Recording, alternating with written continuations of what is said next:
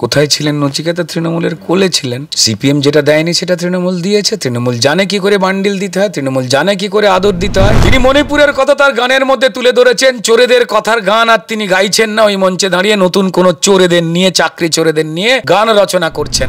মমতা বন্দ্যোপাধ্যায় যে পুরস্কারটা দেন তার নাম বঙ্গ বিভূষণ। সরি স্যার, এই পুরস্কারটার নাম বঙ্গ বিভীষণ। তাই বুদ্ধিজীবী শব্দটা আজকে বুদ্ধিজীবীরাই গালাগালের জায়গায় প্রমাণ সহকারে বাংলার মানুষের সামনে রাখছেন।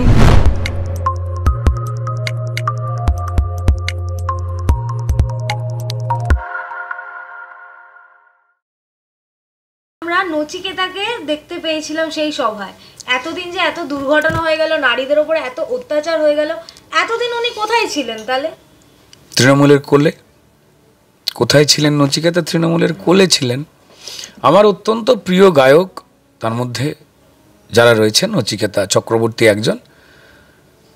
আমি তার মানে গায়কীকে একটা অন্য ধারায় নিয়ে এনেছিলেন নচিকেতা চক্রবর্তী, কবির সুমন, তদানীন্তন সুমন চট্টোপাধ্যায়, তারপর অঞ্জন দত্ত, শিলাজিৎ, যারাই আমার বন্ধু, রাঘব, রূপঙ্কর, যারাই এসেছে, তারপরে অনুপম, যাই হোক। সবার আগে বুদ্ধিজীবী কাদের বলা হতো? দেখুন, এই যে অনেকেই বলেন না পশ্চিমবঙ্গে এত সিনেমার লোক, অমুকের লোক, তমুকের লোক রাজনীতিতে কেন, যারা বলছেন তারা নিজের মাটি, নিজের দেশ এবং নিজের অবিভক্ত বাংলা রাজনীতিকেই চেনেননি, জানেননি, পড়াশোনা করেননি। পশ্চিমবঙ্গ ভারতবর্ষের স্বাধীনতা আন্দোলনে একটা বিরাট বড় ভূমিকা নিয়েছিল, বা অবিভক্ত বাংলা বলতে পারেন। বাংলাদেশের বিভিন্ন জায়গার নাম, ধরুন ব্রাহ্মণবেড়িয়া, কিসের ইঙ্গিত দেয়? এটা কাদের জায়গা ছিল? ভেবে দেখবেন, এরকম প্রচুর জায়গার নাম কি রয়েছে। যাই হোক, আমাদের স্বাধীনতা আন্দোলনের সময়তে শাসক মানে ব্রিটিশ বিরোধী যখন মুভমেন্ট হয়েছিল, যারা রাজনৈতিকভাবে আন্দোলন করছিলেন, সেই আন্দোলনকে মজবুত করেন যারা শিল্প ও শিক্ষা জগতের মানুষ, তারা ডক্টর শ্যামাপ্রসাদ মুখোপাধ্যায়। জনসংঘ তৈরি হয়, হিন্দু মহাসভা তার আগে ছিল, তারপর পাল্টে গিয়ে অন্য পরিবর্তন করে হয় ভারতীয় জনতা পার্টি। জন্ম কে দেন, কারা দেন? শ্যামাপ্রসাদ মুখার্জি তাদের মধ্যে একজন। জন্ম কোথায় হয়? আমাদের এখানে এই মাটিতে। অনেকে বলার চেষ্টা করেন বিজেপি বাইরের দল, একদম নয়। ডক্টর শ্যামাপ্রসাদ মুখার্জি স্যার, বাংলার বাঘ স্যার আশুতোষ মুখোপাধ্যায় সুযোগ্য সন্তান এবং কলকাতা ইউনিভার্সিটির সবথেকে কনিষ্ঠতম ভাইস চ্যান্সেলর ছিলেন। সঙ্গে হরিপদ ভারতীরা, মেঘনাথ সাহার মতো লোকেরা, আরও প্রচুর গুণী মানুষেরা ছিলেন। কেমন? তো যাই হোক না কেন, রাজনীতির কথা অনেক মানুষ, রাজনৈতিক ব্যক্তিত্বদের কথা যারা অনেক সাধারণ মানুষ, তারা সঠিকভাবে বুঝতে পারেন না। তাদেরকে সহজভাবে বোঝাবার জন্য শিল্পী, লেখক, কবি, এই শিক্ষাবিদ বা ডাক্তারবাবু বা লয়ার্স, যারা আইন কানুন জানতেন, সমাজকে বুঝতেন, তারা সহজ করে মানুষকে বোঝাতেন। শিল্পীরা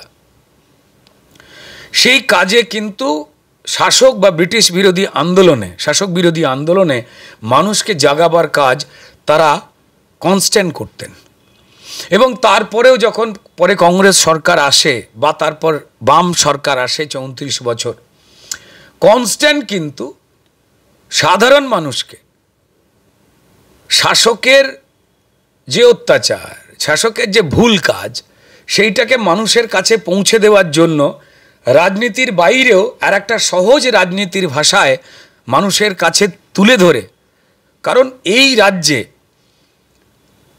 শিল্পী, লেখক, শিক্ষা জগতের মানুষদের ভয়ঙ্কর শ্রদ্ধা করেন ডাক্তার, ইঞ্জিনিয়ার, তাদের ভয়ঙ্কর শ্রদ্ধা করেন সাধারণ মানুষ।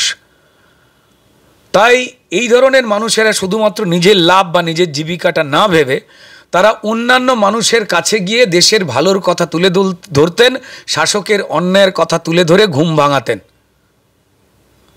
যার পরেই স্বাধীনতা এসেছিল এবং তারপর মুভমেন্ট এইভাবেই কন্টিনিউ করেছে। ভারতবর্ষের অন্য কোনো রাজ্যে কিভাবে হয় না হয় আমি সেই তুলনায় যাচ্ছি না। বাংলা ভারতবর্ষকে মুক্তির পথ দেখাবার ক্ষেত্রে বিরাট বড় ভূমিকা পালন করেছিল।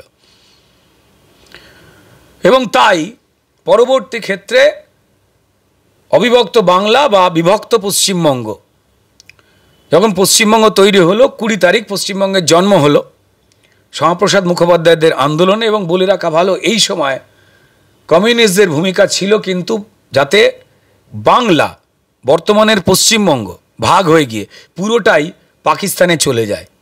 আমি বলছি না, যারা অ্যান্ড্রয়েড ফোনে এই কথা শুনছেন, গুগল আছে, লিখে দেখে নেবেন। কারণ কমিউনিস্টরা বা লেফটিস্টরা তাদের একটা অসাধারণ একটা ক্ষমতা আছে, খুব সততার মুখ করে মানুষকে ভুল বোঝাবার, অনেকটা মমতা বন্দ্যোপাধ্যায়ের মতোই যোগ্যতা। তো যাই হোক, তো তার পরম্পরাটা কিন্তু কনস্ট্যান্ট চলে আসে, কেমন। এবং 2011-তে, আমি বেশি পেছনে যাচ্ছি না, যেমন সিপিআইএমের সময় অভিনেতা অনিল চট্টোপাধ্যায়, বিপ্লব চট্টোপাধ্যায়, সৌমিত্র চট্টোপাধ্যায়, সব্যসাচী চক্রবর্তী থেকে শুরু করে এক গাদা মানুষ,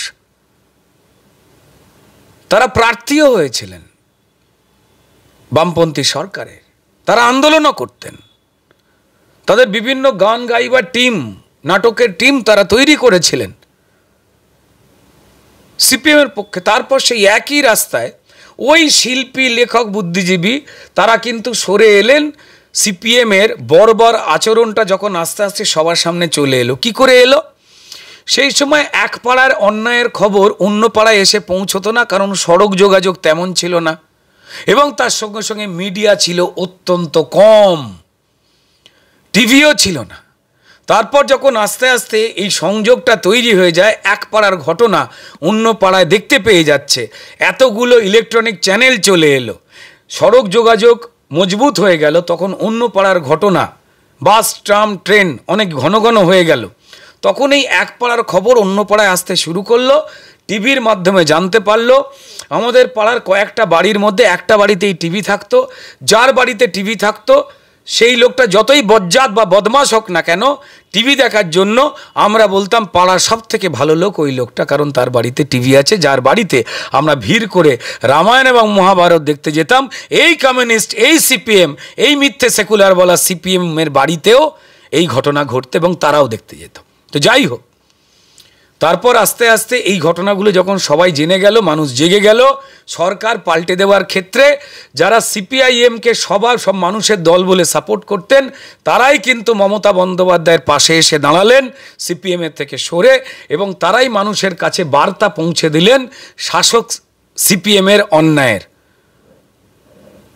সুতরাং 2011-এ যে পট পরিবর্তন হয় বা পালা পরিবর্তন হয়, সেই সময় কিন্তু সিপিএমের যে মানুষের বিরুদ্ধে তার যে লুট পাট খুন ছিল, তার বিরুদ্ধে ওই শিল্পীরাই বেরিয়ে এসেছিলেন। তাদের মধ্যে যারা যারা বেরিয়ে এসেছিলেন, নচিকেতা চক্রবর্তী একজন, যিনি সিপিএমের অন্যায়টা মানতে পারেননি। তাহলে তৃণমূল এটা মানছে কি করে? সিপিএম যেটা দেয়নি সেটা তৃণমূল দিয়েছে। তৃণমূল জানে কি করে বান্ডিল দিতে হয়, তৃণমূল জানে কি করে আদর দিতে হয়, তৃণমূল জানে কি করে আবদার দিতে হয়। নিশ্চয়ই কোনো একটা তারা দিয়েছেন। যদি না হয়ে থাকে তাহলে পরিষ্কার, আপনি যে প্রশ্নটা করলেন সেটা হয় কি করে। তো তাহলে আগে নাম ছিল বুদ্ধিজীবী, মানে কি? যারা বিভিন্ন জীবিকার মানুষ হয়েও যারা অন্য জীবিকার সাধারণ মানুষ, তাদের দুঃখ দারিদ্র, তাদের সঙ্গে যা ঘটা অন্যায়, সেই বিষয়ে শাসককে সজাগ বা সতর্ক করতেন, অর্থাৎ সমাজ বন্ধুর কাজ করতেন, তাদেরই বলা হতো বুদ্ধিজীবী। যারা নিজের বুদ্ধি দিয়ে অন্য জীবিকার মানুষের প্রাণ বা অধিকার রক্ষার কথা শাসককে বলতেন, শাসক যেটা ভুলে যেত। তাই বুদ্ধিজীবী একটা সম্মানের শব্দ ছিলেন। আর আজকে বুদ্ধিজীবীর মানেটা কি? নচিকেতা চক্রবর্তী এবং বাকি অন্যান্যরা, যাদের দেখে আমরা লড়াই করা বা কথা বলা শিখেছি, তারা পাল্টে গেলেন। তারা জড়িয়ে গেলেন ভাতা, জড়িয়ে গেলেন পদ, জড়িয়ে গেলেন বাড়তি সাহায্য পাওয়া। তারা পশ্চিমবঙ্গের ছেলেমেয়েদের চাকরি বাকরি লুট যে তৃণমূল করছে সেটা নিয়ে গান লিখছেন না, অথচ এই নচিকেতা চক্রবর্তী লিখেছিলেন, ভিড় করে ইমারত আকাশটা ঢেকে দিয়ে চুরি করে নিয়ে যায় বিকেলের সোনা রোদ। যারা এই প্রমোটিং করে, এই জয়ন্ত সিং, যাদের চিনতে পাচ্ছেন না এরম করে করে এখন সৌগত রায় এবং মদন মিত্ররা এবং যেই জামিরুল ইসলামরা, যারা প্রত্যেক পাড়ার গলিতে গলিতে রয়েছে, যারা মানুষকে লুটপাট করাচ্ছে, মানুষের ভোট, মানুষের প্রাণ, মানুষের চাকরি, তাদের দেখেও চুপ করে থাকছেন এই নচিকেতা চক্রবর্তীরা। তিনি একা নন। তিনি মণিপুরের কথা তার গানের মধ্যে তুলে ধরেছেন। চোরেদের কথার গান আর তিনি গাইছেন না ওই মঞ্চে দাঁড়িয়ে, নতুন কোনো চোরেদের নিয়ে, চাকরি চোরেদের নিয়ে গান রচনা করছেন না। তিনি গুলিয়ে দেবার চেষ্টা করছেন। যারা এই রাজ্যের সর্বনাশ করছে তাদের পক্ষে গান গাইছেন। তিনি বলছেন অন্য মণিপুরের যে ন্যাক্কারজনক ঘটনা হয়েছিল, যা দেখে ভারতবর্ষ শিউরে উঠেছিল, যখন সেম ঘটনা কদিন আগেই নচিকেতা চক্রবর্তীদের রাজ্যে পশ্চিমবঙ্গে কুচবিহারে একজন সংখ্যালঘু ভদ্র মহিলাকে বিজেপি করবার অপরাধে তৃণমূলের ক্রিমিনালরা 1 ঘন্টা ধরে, এই 1 ঘন্টার বেশি ধরে 1 কিলোমিটার জায়গায় নগ্ন করে পিটিয়ে মারে, তখন নচিকেতা চক্রবর্তীদের চোখ কান কলম বন্ধ থাকে।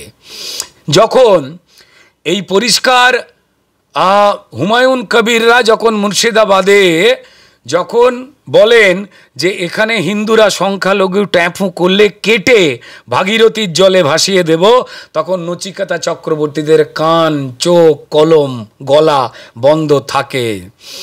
যখন এই জামিরুল ইসলাম তৃণমূলের দুষ্কৃতী ক্রিমিনাল যখন মহিলাকে রাস্তায় ফেলে ইসলামিক শরিয়াত আইনের চাবুক বা পাথর মেরে মানুষকে মেরে ফেলার যে ফর্মুলা, হামিদুল রহমান তৃণমূলের বিধায়ক যিনি বলেন যে ইসলামিক শরিয়া মেনে আমরা করছি, তখন নচিকেতা চক্রবর্তীদের চোখ কান কলম মোমবাতি সব বন্ধ থাকে।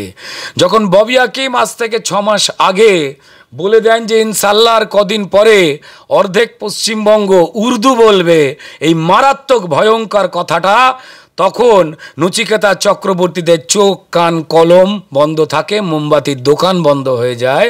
এবং তারপরে ওই একই মঞ্চে যখন ওই ববি হাকিম নচিকেতা চক্রবর্তীর পাশে দাঁড়িয়ে থাকে, যে ববি হাকিম বলেছিল বাউনের ছেলে নচিকেতা চক্রবর্তী তার ধর্মকে তুলে যে ইসলাম ছাড়া অন্য ধর্মে যারা জন্মগ্রহণ করেছেন, হিন্দু বা অন্যান্যরা, তাদের সবার দুর্ভাগ্য, এবং তাদের ওই মুঘল সম্রাটরা তরোয়াল উঁচিয়ে ঘোড়া ছুটিয়ে সনাতনী ভারতবর্ষে ঢুকে তরোয়ালের কোপে এবং তরোয়ালের ভয় দেখিয়ে যেভাবে দাওয়াতে ইসলাম দিয়ে মানুষের ধর্ম পরিবর্তন করার নিদান দেন, নচিকেতা চক্রবর্তীদের চোখে কানে লাগে না, মোমবাতি মিছিল করতে হয় না। তারা মণিপুরই শুধু দেখতে পান, তারা একটা ঘটনাও দেখতে পান না। এটা যাবতীয় মানবিক চামড়া যদি বিক্রি না করে দেন কেউ, আমার বলতে খারাপ লাগছে, আমার অত্যন্ত শ্রদ্ধেয় অগ্রজ, তারা হয় চুপ করে গেছেন, নয় দালালি করছেন। এদেরই পরিষ্কার মমতা বন্দ্যোপাধ্যায় যে পুরস্কারটা দেন তার নাম বঙ্গ বিভূষণ। সরি স্যার, এই পুরস্কারটার নাম বঙ্গ বিভীষণ। যারা বঙ্গকে ক্ষতি করবার জন্য ঘরের শত্রু বিভীষণ হয়ে যারা পশ্চিমবঙ্গের মা বোনেদের সম্ভ্রম লুট করছে, সব কিছু লুট করে যাচ্ছে, তাদের হয়ে কথা বলছেন যারা, তারাই মঞ্চে দাঁড়িয়ে গান গাইছেন। তবে তাদের সময় ফুরিয়ে এসেছে। আমি বলবো এখনো সময় আছে। আপনারা রোজগার যথেষ্ট করেন নিজ গুণে, পশ্চিমবঙ্গের সর্বনাশ করবার জন্য আর সাহায্য নাই বা করলেন, শিরদাঁড়া আর নাই বা বিক্রি করলেন, আমরা আপনাদের শ্রদ্ধা করি। এখন বুদ্ধিজীবীর কথার মানেটা তাহলে পাল্টে গিয়ে কি দাঁড়ালো? বুদ্ধি দিয়ে যে নিজের জীবিকার বাইরেও রোজগার করতে চায় শাসক দলকে পকেটে পুরে, তাকেই বলে বুদ্ধিজীবী। তাই বুদ্ধিজীবী শব্দটা আজকে বুদ্ধিজীবীরাই গালাগালের জায়গায় প্রমাণ সহকারে বাংলার মানুষের সামনে রাখছেন। বাংলায় যে চরম অসম্মানজনক ক্ষতিকারক যে ঘটনা ঘটছে, গ্রেটার বাংলাদেশ, জয় বাংলা, বাংলাদেশের স্লোগান, এবং তারপর আমি যা যা কথাগুলো বলে দিলাম সেগুলো যারা বৃহত্তর বাংলাদেশ গড়বার চেষ্টা করছেন তাদের হাত মজবুত করছেন। মানুষ ক্ষমা করবে না। 2026-এ যখন পশ্চিমবঙ্গের মানুষ এদের ছুঁড়ে ফেলে দেবে, বিজেপিকে ক্ষমতায় আনবে, হয়তো সেদিন এই বুদ্ধিজীবীদের কে বলতে পারে ভুল হয়ে গেছে বলে অন্য জায়গায় দেখতে না পাওয়া যেতে পারে? কে বলতে পারে?